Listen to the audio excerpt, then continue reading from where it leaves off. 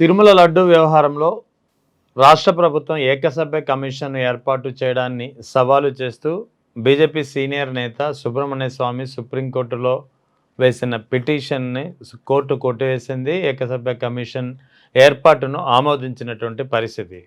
So ఈ నేపథ్యంలో మనతో ఈ వివరాలపై అసలు ఏం జరగనుంది, దీని పరిణామాలు ఎలా ఉంటాయి అనేది మాట్లాడేందుకు ప్రముఖ సెఫాలజిస్ట్ ఇంద్రనీల్ గారు ఉన్నారు. సార్ చెప్పండి, సుబ్రహ్మణ్య స్వామి గారు పిటిషన్ వేశారు సుప్రీంకోర్టులో తిరుమల లడ్డు విషయంలో. ఆల్రెడీ సిబిఐ సిట్ ఉన్నప్పుడు ఏకసభ్య కమిషన్ ఎందుకు అని చెప్పి దీన్ని కోర్టు కూడా కొట్టివేసింది. కమిషన్ ఏర్పాటుకు ఆమోదం తెలిపింది. అంటే సిట్ రిపోర్ట్ మనం కానీ పూర్తిగా చదివితే సార్, సిట్ ఏంటి, క్రిమినల్ యాక్టివిటీస్ వైజ్ ఏమేం జరిగినాయి, ఎక్కడెక్కడ తప్పులు జరిగినాయి, ఎక్కడ ఈ తప్పు జరగడానికి ఆస్కారం కల్పించారు అనేది ఇన్ డీటెయిల్ సిట్ రిపోర్ట్లో ఇచ్చారు. రైట్. అసలు సిట్ రిపోర్ట్ గురించి ఒక 2 minutes మాట్లాడదాం సార్. అసలు సిట్లో జనరల్గా ఏమైంది, మన ఆంధ్రప్రదేశ్ ప్రభుత్వమే ఒక సిట్ ఏర్పాటు చేసేసి అలా చేద్దామని చూశారు. వెంటనే మాజీ టీటీడీ చైర్మన్ వైవి సుబ్బారెడ్డి గారు వీళ్ళంతా సుప్రీంకోర్టుని ఆశ్రయించి సిబిఐ ఆధ్వర్యంలో నిర్వహించండి, మాకు నమ్మకం లేదు అని చెప్పారు. సో సిబిఐ నుంచి ఒక ఇద్దరు అండ్ స్టేట్ గవర్నమెంట్ నుంచి ఇద్దరు కలిపి ఒక సిట్ని ఫామ్ చేసి సుప్రీంకోర్టు పర్యవేక్షణలో ఈ విచారణ అనేది జరిగింది. సో ఈ సిట్లో అంటే చంద్రబాబు గారి నైజం ఒకటి మాట్లాడుకున్న తర్వాత మళ్ళీ సిట్ దగ్గరికి వెళ్దాం సార్. చంద్రబాబు గారి నైజం ఎలా ఉంటుంది అంటే, తను చెప్పిన విధంగా రిపోర్ట్ రావాలి అని కోరుకునే వ్యక్తి ఆయన. అంటే నేను ఈ విషయంలో చెప్పట్లా, ఎనీ టాపిక్ ఎప్పుడైనా తీసుకోండి, గతాన్ని కూడా మీరు చెక్ చేసుకుంటే తాను చెప్పింది జరగటం కోసం చూస్తారు తప్పితే ఇది కేంద్ర సంస్థ, ఆయనకి దేని మీద విశ్వాసం ఉండదు. ఇప్పుడు మనం ఎలా ఆలోచిస్తాం, ఒక సిబిఐ, ఒక ఈడీ, ఒక ఐటీ, ఒక ఎలక్షన్ కమిషన్, ఇవన్నీ కూడా అంటే జ్యుడిషియరీ, సుప్రీంకోర్టు, ఇవన్నీ కూడా ఇండిపెండెంట్ బాడీస్. ఇవి ఎవరికి తలగవు, ఎవరి ఒత్తిడికి లోనవ్వవు, రాజకీయాలకి అతీతంగా వ్యవహరిస్తాయి అనేది ప్రజలందరికీ ఉన్న నమ్మకం. కానీ చంద్రబాబు గారికి ఆ నమ్మకం ఉండదు.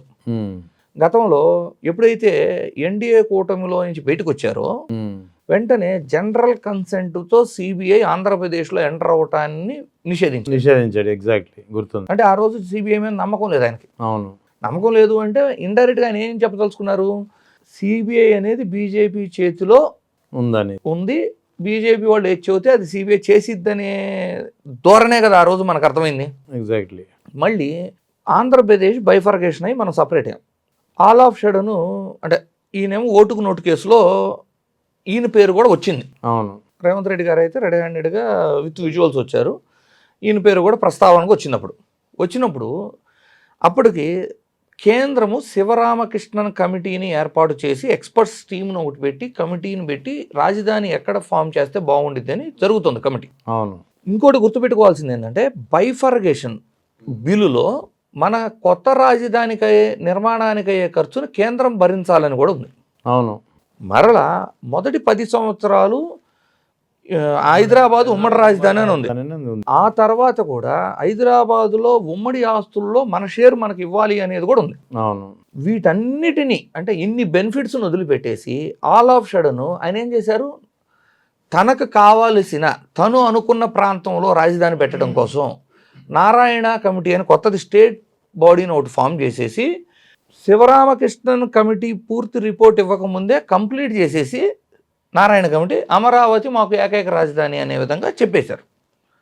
సో ఈ ఉదాహరణలు నేను ఎందుకు చెబుతున్నాను అంటే, కేంద్రం ఏదన్నా కమిటీ చేసినా, కేంద్రం ఏదన్నా సిట్ ఏర్పాటు చేసినా, కేంద్రం సిబిఐతో దర్యాప్తు చేస్తానన్నా ఈయన ఏ రోజు నమ్మలేదు, నమ్మకం ఉండదు ఈయనకి. ఇంకోటి ఇందాపూర్ విషయం కూడా తీసుకోండి. ఇందాపూర్ నెయ్యి క్వాలిటీ లేదు అని రిజెక్ట్ చేసిన ఈవోను కూడా మార్చేశారు. అవును. అంటే అల్టిమేట్లీ ఈయన డెసిషన్స్ ఎలా ఉంటాయి అంటే, నేను చెప్పాలనుకున్నది రిపోర్ట్ ఇచ్చే వాళ్ళతోనే ఈయన కంటిన్యూ చేస్తారు. తను అనుకున్న విధంగా రాకపోతే ఎలాగైనా చేస్తారు. కాకపోతే ఏంటి, 2014 నుంచి 2019 మధ్య కూటమిలో భాగస్వాములుగా ఉండి కేంద్రంలో కూడా అధికారంలో భాగస్వామిగా, అంటే అప్పుడు కూడా క్యాబినెట్ మినిస్టర్స్ తీసుకున్నారు టీడీపీ వాళ్ళు. తీసుకున్నప్పుడు అప్పుడు ఏంటంటే టీడీపీ ఎంపీల యొక్క అవసరం లేదు వాళ్ళు అధికారంలో ఉండటానికి. సో వాళ్ళని టాలరేట్ చేయలే. ఈసారి ఏమనుకున్నారు అంటే, ఈసారి ప్రభుత్వం ఆధారపడిందే మన ఎంపీలతో కదా, మనం చెప్పినట్టు సిబిఐ కానీ సిట్ కానీ ఇచ్చిద్ది అనుకున్నారు వీళ్ళు. అవును. ఆ విధంగా రిపోర్ట్ రాలే ఫస్ట్. అవును. ఆ విధంగా రిపోర్ట్ రాకపోతే వెంటనే పాపం టీటీడీ ఈఓ మారిపోయారు. సిట్ రిపోర్ట్ రాగానే టీటీడీ ఈఓ మారిపోయారు. అండ్ సిట్టు ఆ విధంగా ఎలా రిపోర్ట్ ఇస్తుంది అని అందరూ మాట్లాడుతున్నారు. చంద్రబాబు గారితో పాటు అందరూ టీటీడీ చైర్మన్ కూడా, అంటే సంతోషపడాల్సింది పోయి మాట్లాడుతున్నారు. వీళ్ళు బేసిక్గా స్టార్ట్ చేసిన ఎలగేషన్ జంతు కొవ్వు ఏదైతే ఉందో సిట్లో ఎక్కడా కూడా జంతు కొవ్వు ఉన్నట్టు రాయాల, కల్తీ జరిగింది అని చెప్పారు. ఆ కల్తీ ఎవరు చేశారు అనేది కూడా చాలా క్లియర్గా రాశారు. సిట్లో అయితే చాలా క్లియర్గా చెప్పారు సార్, టీడీపీ హయాంలో జరిగింది, వైసీపీ హయాంలో జరిగింది, ఇది ఒక వెండర్ తన స్వార్థం కోసం చేశాడు. ఇక్కడ ఏదన్నా తప్పు జరిగితే ఉద్యోగులు అంటే టీటీడీలో పరిపాలన వ్యవస్థలో ఉండే పర్యవేక్షణలో ఉండే ఉద్యోగులు కూడా కొంత అలసత్వం వలన ఇలాంటి తప్పు జరిగింది అనేది సిట్లో ఇచ్చారు. అయితే ఆ సిట్ రిపోర్ట్లో ఏముంది క్లియర్గా, ఏదైతే ల్యాబ్కి వెళ్ళిందో ఏదైతే టెస్టింగ్ అయిందో అదంతా టీడీపీ హయాంలో వచ్చింది. అవును, శాంపిల్ సైకిల్ రిజెక్ట్ అయిన ట్యాంకర్లో కూడా మళ్ళీ రిపీట్ వచ్చింది వీళ్ళ హయాంలోనే. ఇవన్నీ కూడా సిట్లో రాయటం వీళ్ళకి నచ్చల. అంటే ఏవైతే ఆరోపణలు చేశారో అవన్నీ వీళ్ళ హయాంలో జరిగినాయి అని ప్రూవ్ అయిపోవటం అది వీళ్ళకి నచ్చల. రెండోది ఏంటి, ఇప్పుడు మనం మళ్ళీ సుబ్రహ్మణ్యం గారి సబ్జెక్ట్కి వెళ్దాం. సిట్ రిపోర్ట్ చాలా డీటెయిల్గా ఇచ్చి వాళ్ళే సజెస్ట్ చేశారు సార్, ఒక కమిటీని ఫామ్ చేసుకోమని వాళ్ళే చెప్పారు. ఓకే, ఇది వాస్తవాలు ఇవి. ఇది ఫైనల్ ఛార్జ్ షీట్. అంటే ఎలా ఉంటుందంటే సార్, క్రిమినల్ ఇన్వెస్టిగేషన్ చేయడానికి లేదు ఇక. ఓకే, అంటే తప్పులు ఎవరెవరు చేశారు అనే ఇన్వెస్టిగేషన్ చేయడానికి లేకుండా this is the final charge sheet అని వీళ్ళని కమిటీ ఎందుకు వేసుకోమన్నారు?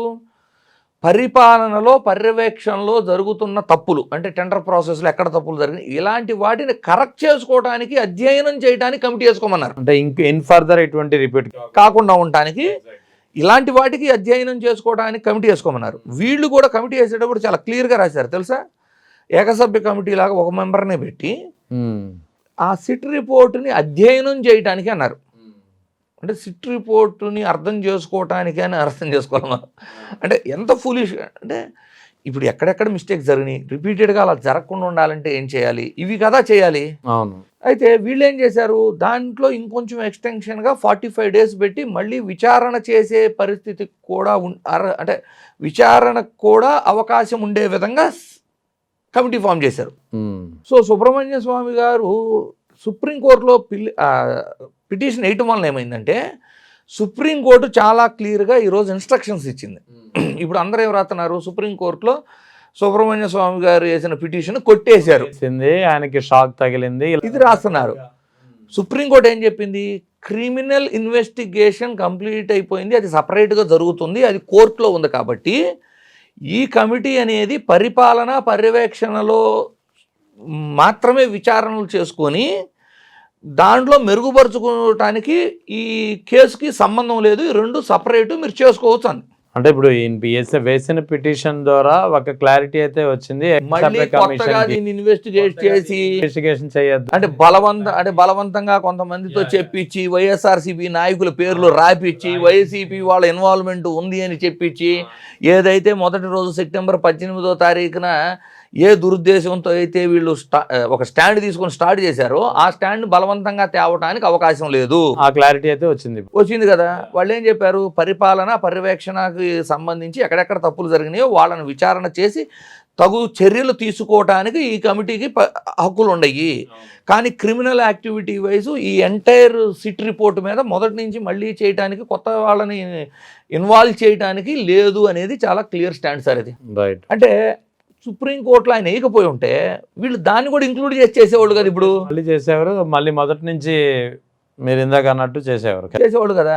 సో అంటే ఎవరికి నచ్చినట్లు వాళ్ళు అనువాదించుకొని వాళ్ళు థంబ్నెయిల్స్ పెట్టుకొని వాళ్ళు చేయడం వేరు సార్. కాకపోతే సుబ్రహ్మణ్య స్వామి గారు వేసిన పిటిషన్ వలన వెరీ సూన్ ఈ 45 రోజుల్లోనూ ఏమో పర్యవేక్షణ అండ్ పరిపాలనలో లేదు, టెండర్ ప్రాసెస్లో లొసుగులు, ఎందుకు అమెండ్మెంట్ చేయాల్సి వచ్చారు, ఎందుకు ఆ అవకాశాలు కల్పించాల్సి వచ్చారు, టెండర్ ప్రాసెస్లో మార్పులు ఎందుకు చేయాల్సి వచ్చారు, ఎలాంటి విచారణలు చేసి వారిని శిక్షించటమా, వాటి మీద చర్యలు తీసుకోవటమా, ఈసారి అలాంటివి జరగకుండా ఉండటానికి ఎలాంటి నిర్ణయాలు తీసుకోవాలి, ఇలాంటివన్నీ కూడా ఏకసభ్య కమిటీ చేయొచ్చు. రైట్. కాకపోతే ఏకసభ్య కమిటీ వేయటంలోనే మతలబు ఉంది. యాక్చువల్గా ఇలాంటి డెసిషన్ ఒకే ఒక మనిషి డెసిషన్ కంటే ఇంత సెన్సిటివ్ మ్యాటరు దేశమంతా దేవదేవుడి యొక్క ప్రతిష్ట గురించి ఆలోచిస్తున్నప్పుడు ఒక త్రిసభ్య కమిటీను 5గురిని పెట్టో వేయాలి కదా. అవును. ఏకసభ్య కమిటీ పెట్టడం వల్ల ఆబ్వియస్లీ ప్రతిపక్షంలో ఉన్న వైఎస్ఆర్సీపీ ఇది కేవలం రాజకీయ తమకు కోణంలో అనుకూలంగా చంద్రబాబు రిపోర్ట్ గారి కోసమే మాటని దినేష్ కుమార్ గారి నోట పలికించడానికి ఇదంతా చేస్తున్నారు అని ఆరోపణలు వస్తున్నాయి. అదే రైట్. Okay sir.